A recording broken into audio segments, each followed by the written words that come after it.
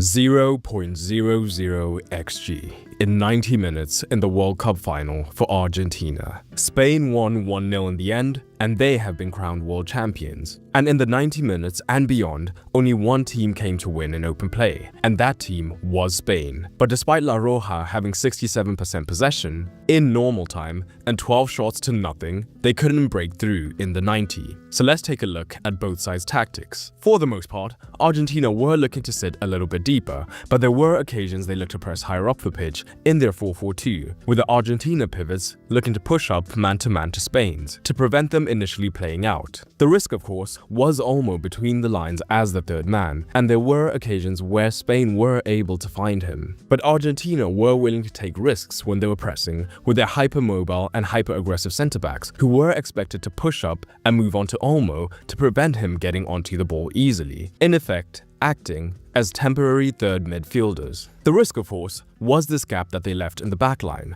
but neither Yamal nor Oyarzabal were willing to run into that space and exploit it, so Argentina were confidently able to commit a centre-back in these pressing phases.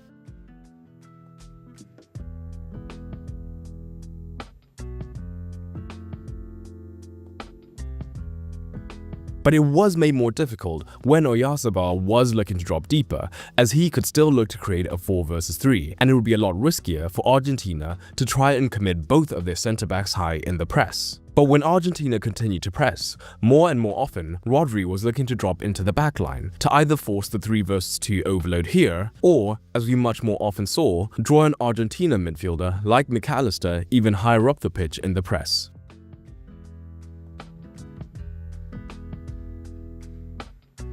Particularly when Olmo was dropping deep, it would be a long way for a centre-back to continue their press, so Argentina had to adapt that pressing shape, and it was up to Gonzalez to operate as the hybrid presser, as he was often tucked in more central and deeper than McAllister, so he could either tuck in onto Olmo or press onto Porro. Great in theory, but all it did was heavily weaken the press, as now Gonzalez couldn't make up this ground, so Pedro Porro was consistently able to get onto the ball with time to get his head up and look to play up the pitch.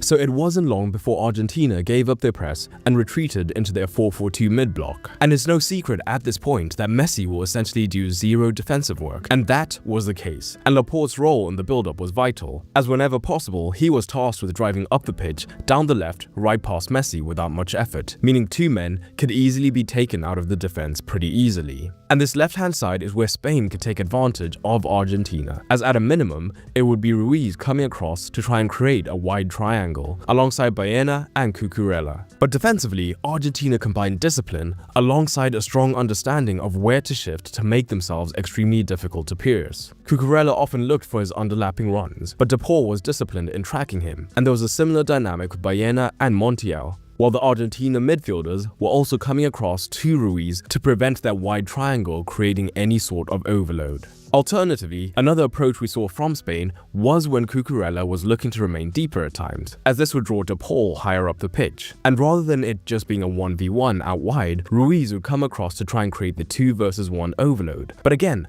Argentina were disciplined and knew their roles, and either a midfielder or a centre-back would come across in these situations.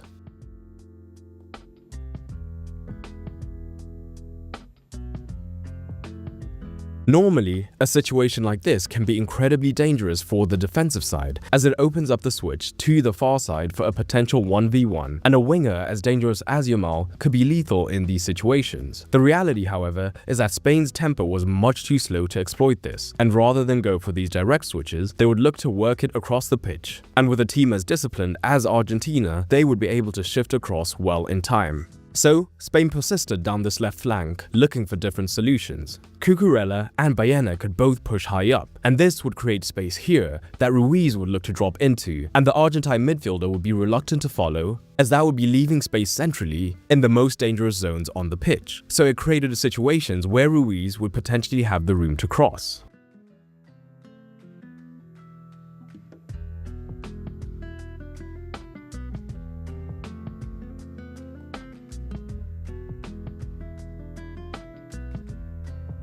But more often, Laporte's role as the free man on the ball was becoming more and more important. He would drive up the pitch, as Spain often tried to have 5 men wide, with Rodri also coming across, and the goal for Laporte was to get either Montiel or De Paul to commit to pressing him, which of course would free up another man higher up the pitch. And this was highly effective, as Laporte is good enough with the ball, meaning that the moment a defender committed and opened up space elsewhere, he could at least try to thread the ball through.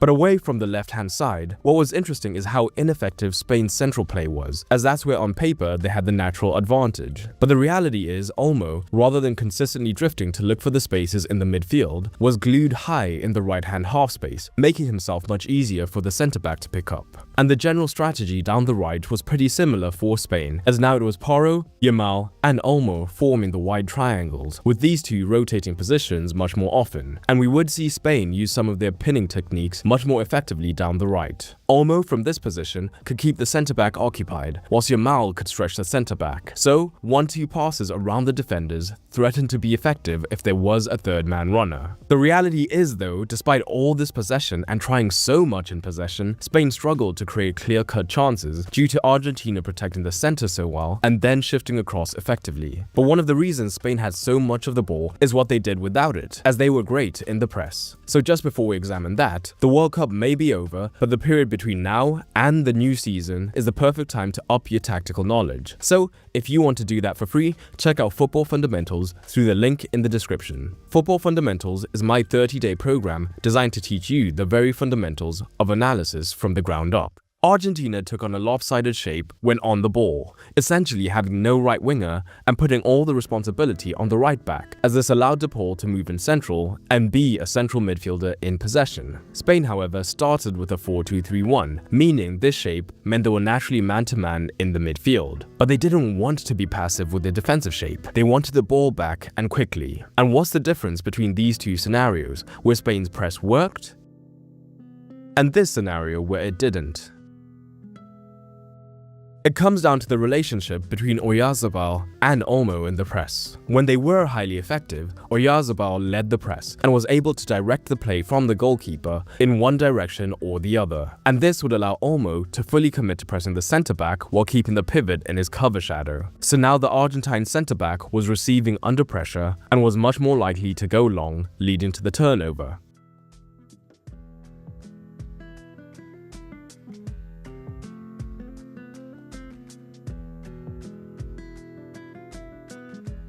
But when it did not work, what we saw was this: Olmo committing to the press early, before Oyarzabal had directed the play. This in turn meant Olmo found himself pressing the centre-back or the goalkeeper, meaning the escape option outside of him was still open, and the Argentine centre-back could then drive off the pitch. But Spain did an excellent job of, for the most part, using the first pressing approach.